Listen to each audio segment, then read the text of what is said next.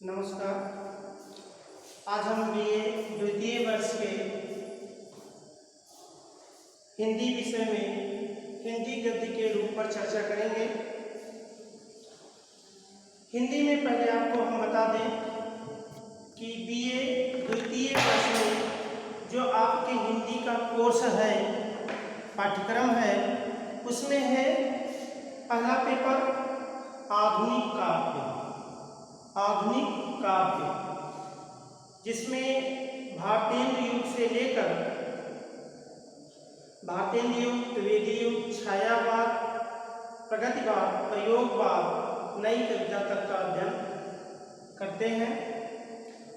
दूसरा second paper के रूप में यानी द्वितीय प्रश्न पत्र के रूप में हिंदी गद्य के रूप कहानी संचयन और कर्मभूमि उपन्यास। फिर से एक बार हम बात करेंगे। प्रथम प्रश्न पत्र में आधुनिक काव्य या आधुनिक कविता जिसमें भारतीय युग, द्विवेदी युग, छायावाद, प्रगतिवाद, प्रयोगवाद, नई कविता तक के कवियों एवं उनकी कविताओं का अध्ययन करेंगे। द्वितीय प्रश्न पत्र में 3 पुस्तकें हैं जिसमें है गद्य के रूप, कहानी संचयन, कर्मभूमि उपन्यास। तो आज हम द्वितीय प्रश्न पत्र के हिंदी गद्य के रूप के विषय में यानी हिंदी में जो गद्य का विकास हुआ है उसके जो विधाएं हैं उन पर हम बात करेंगे। तो सबसे पहले हम आपको बताना चाहेंगे कि हिंदी के गद्य विधा या गद्य रूप, इसे हम गद्य के रूप या इसे गद्य विधा भी कहते हैं। गद्य विधा। अब पद्य के बारे में आप जानते हैं, जो कविता है यदि गति लय बद्ध होते हैं वो कविता कहलाते हैं। गद्य का मतलब होता है कि हम अपनी बात जैसे बोलते हैं बोलचाल में ठीक वैसे ही लिखते हैं, उसे गद्य कहते हैं। इसमें कोई तुकबंदी यदि गति लय की कोई आवश्यकता नहीं होती है। तो सबसे पहले हम आपको बताएंगे कि गद्य के कितने रूप हैं। देखिए, मुख्य रूप से अगर हम इसका विवेचन करें, अध्ययन करें तो हम देखते हैं कि गद्य के विधाओं में कुल 15 विधाएं आती हैं, जिसमें से मुख्य विधा के रूप में गद्य की जो मुख्य विधा है वो नाटक, उपन्यास, कहानी, निबंध, आलोचना। 5 विधाएं हैं। नाटक, उपन्यास, कहानी, निबंध और आलोचना। आलोचना समालोचना एक ही मान सकते हैं। ये विधा में इसे कभी समालोचना भी कहते हैं। थोड़ा सा सूक्ष्म अंतर है, जब हम आगे इसे विस्तृत पढ़ाएंगे दोनों को स्पष्ट कर देंगे। आलोचना किसे कहेंगे और समालोचना किसे कहेंगे। आलोचना का मतलब होता है, हम बता ही दें थोड़ा सा। आलोचना का मतलब है किसी की रचना है, गद्य पद्य कोई भी हिंदी रचना है, उस पे जब हम उसकी अच्छाइयों को देखते हैं तो आलोचना होती है। जब अच्छाई के साथ साथ उसकी कमियों को भी हम निर्देशित करते हैं या अवलोकित करते हैं, उसे समालोचना कहते हैं। समालोचना का मतलब होता है सामान्य रूप से आलोचना यानी पक्ष और विपक्ष दोनों। अब इधर देखिए, गौड़ रूप में इसे कथेतर गद्य भी कहते हैं। कथेतर गद्य में आत्मकथा, जीवनी, यात्रा, रेखाचित्र, संस्मरण, रिपोर्टाज, पत्र साहित्य, साक्षात्कार, डायरी, गद्य काव्य, इसे चंपू काव्य भी कहते हैं, एक गद्य में होता है। इस पे सबसे अच्छा गद्य काव्य लिखने वाले योगी हरि जी हैं। आत्मकथा, जीवनी, यात्रा, रेखाचित्र, संस्मरण, रिपोर्टाज, पत्र साहित्य, साक्षात्कार या इसे इंटरव्यू कहते हैं। डायरी गद्य काव्य या इसे चंपू काव्य कहते हैं। अब गद्य का जो विधा है इसका विकास कब से होता है? देखिए गद्य की जो विधाएं हैं इनका एक विस्तृत रूप से इनका शुरुआत आधुनिक काल में हुआ। एक प्रश्न इसी में किसी बच्ची ने हमसे पूछा था, बीए सेकेंड ईयर में ही जो बच्ची गई इस बार, कि सर हिंदी में खड़ी बोली का विकास किस काल में हुआ? तो हिंदी खड़ी बोली का विकास, खड़ी बोली में गद्य जितने भी लिखे गए हैं ज़्यादातर खड़ी बोली में ही लिखे गए हैं, और खड़ी बोली का जो शुरुआत हुआ है वो आधुनिक काल में हुआ है। यानी गद्य की भी शुरुआत आधुनिक काल में हुआ। लेकिन कोई भी साहित्य की कोई भी भाषा या कहें कोई भी उसका विधा एकाएक नहीं जन्म लेता। कोई कंप्यूटर मशीन नहीं है कि आपने डाल दिया और आ गया। निश्चित तौर से इसके विकास के संदर्भ में अगर हम बात करें तो कभी न कभी पहले से इसका उत्पत्ति रहा होगा। धीरे धीरे हाँ ये सत्य है कि वो विक्षुप्त मात्रा में था, जो अनगिने थे, हम उसे अपने उंगलियों पर गिन सकते थे। इस तरह उंगलियों पर गिन सकने वालों में ये आदिकाल से यानी बहुत पहले समय से भी गद्य लिखे गए। ये अलग की बात है, उस समय की भाषा खड़ी बोली नहीं थी, ब्रज भाषा थी, अपभ्रंश भाषा थी, अवहट्ट भाषा थी। जब भाषा पढ़ाया जाएगा उसमें आपको विस्तृत बताया जाएगा कि किस भाषा में। लेकिन जो इसका स्रोत है, जो इसका शुरुआत है, ये अंकुरण देखिए, किसी भी बात की प्रामाणिकता कम मानी। हमने जो बता दिया आपको, इतने आपके सामने ये सब तथ्य रख दिए गए हैं, लेकिन इसकी प्रामाणिकता कैसे हम करें कि ये आपने जो कहा वो सही है। इसकी प्रामाणिकता के संदर्भ में हम आपसे एक बात बताएंगे। आचार्य शुक्ल जी ने कहा है, क्या आचार्य शुक्ल जी ने कहा है कि हम उस तथ्य को प्रमाणित मानते हैं जिसकी मानने वालों की संख्या अधिक हो। अब जिसको मानने वालों की संख्या अधिक हो प्रमाणित है, क्योंकि ये खोजों पर आधारित है। तो खोजों पर आधारित सबसे पहले जो गद्य की पुष्टि हुई है तो अद्यतन सूरी का कुलय माला है जो गद्य रूप में लिखा गया है 778 ईस्वी में। ये आदिकाल की बात है। अद्यतन सूरी ने भी गद्य रूप में भी रचनाएं की थी उन्होंने, जिसका नाम था कुलय माला 778 ईस्वी में।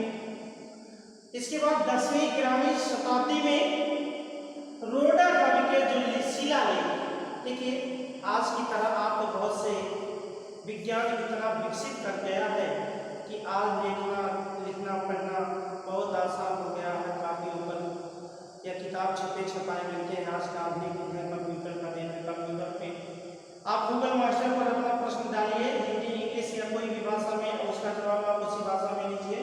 लेकिन पहले जब कापियों की व्यवस्था नहीं थी, पन्नों की व्यवस्था नहीं की गई थी, कागज का व्यवस्था नहीं था, तो उससे पहले लोग पहले के कवि विद्वान पत्र लिखते थे तो भोजपत्र पर लिखते थे और बड़े बड़े पत्तों पर लिखते थे, जैसे केले का पत्ता है, नारियल का पत्ता, इस तरह।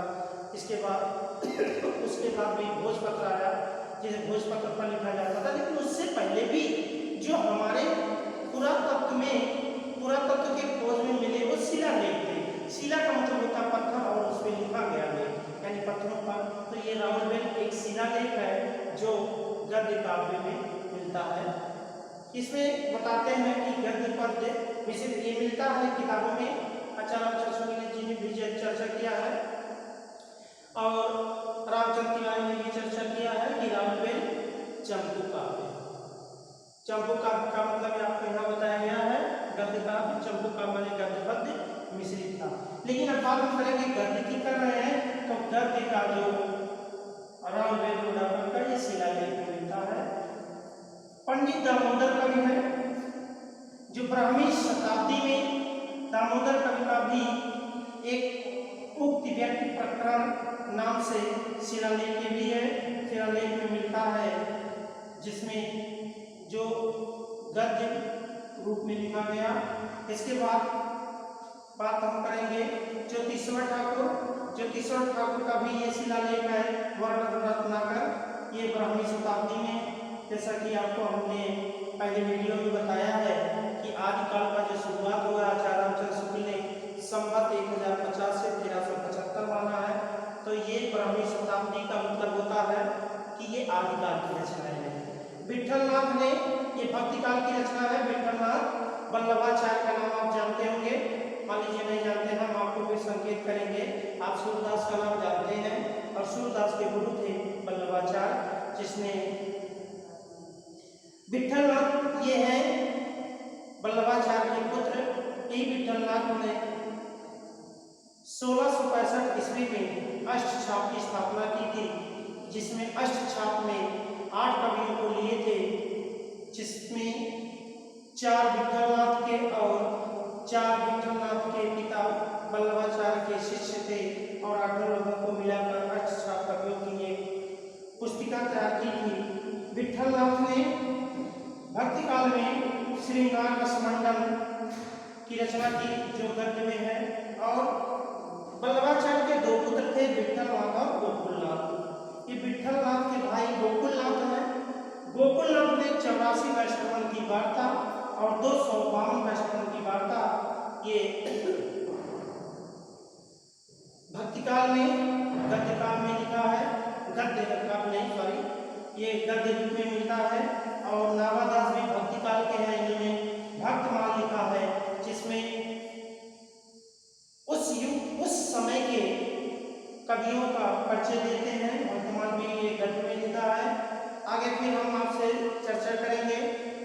अभी वैकुंठ मणि शुक्ल का नाम हम आदिकाल में लेते हैं, लेकिन उससे पहले रीतिकाल में कवि गंग, इसे गंग कवि के नाम से आचार्य रामचंद्र शुक्ल जी उच्चारित करते हैं। इन्होंने चंद छंद वर्णन की महिमा लिखा है रीतिकाल में। और आधुनिक काल में फिर हम बात कर लेते हैं। वैकुंठ मणि शुक्ल ने आगमन महात्मा और वैशाख महात्मा एक गद्य रूप में लिखा है। राम प्रसाद निरंजनी ने भाषा योग वशिष्ठ, ये 1741 ईस्वी, ये भी आधुनिक काल में। इसके अलावा सदा शुक्ला, इंशाअल्लाह खान, अनेक इनके साथ सदा शुक्ला, सुखसागर, इंशाअल्लाह खान, अनिकेती की कहानी, राजा लक्ष्मण प्रसाद, राजा शिव प्रसाद सीता रहेगा देखल में अनेक से नाम आएंगे, और आगे हम फिर चर्चा करेंगे। अब देखिए, फिर हम आते हैं कि अब बात आती है कि गद्य की शुरुआत। गद्य की जो शुरुआत है, गद्य की शुरुआत आधुनिक काल में कब हुआ? आधुनिक काल में हुआ। और आधुनिक काल का नाम इसीलिए इसे क्या कहा गया? गद्य काल। इसीलिए इसका नाम दिया गया गद्य काल। अब गद्य काल का मतलब आधुनिक काल। आधुनिक काल में इन रचनाओं के अंतर्गत उपन्यास, कहानी, निबंध, आलोचना, आत्मकथा, जीवनी यात्रा, रेखाचित्र, संस्मरण, रिपोर्ट, पत्र साहित्य, साक्षात्कार, डायरी और गद्य काव्य का शुरुआत हुआ। अब आधुनिक काल में सबसे पहले नाटक गद्य के रूप में लिखा गया। नाटक जो अभिनय था, देखिए कभी कभी प्रश्न पूछा जाता है। 2016 के 12वीं यानी इंटरमीडिएट के बोर्ड परीक्षा में पूछा गया प्रश्न था कि हिंदी गद्य को कितनी विधाओं में बांटा गया है। तो उसमें प्रश्न आया था, तो उसमें विकल्प ऑब्जेक्टिव आता है, वैकल्पिक आता है। उसमें विकल्प दिया था 15, 12, 18 और एक और कोई था 11, 10 कुछ था। तो उसमें आप 15 का, कभी कभी इसका कंफ्यूजन आ जाता है कि इसके कभी कभी कहीं कहीं आपको 16 भी मिल जाता है, लेकिन आपको 15 ही चयन करना है। कितना? 15।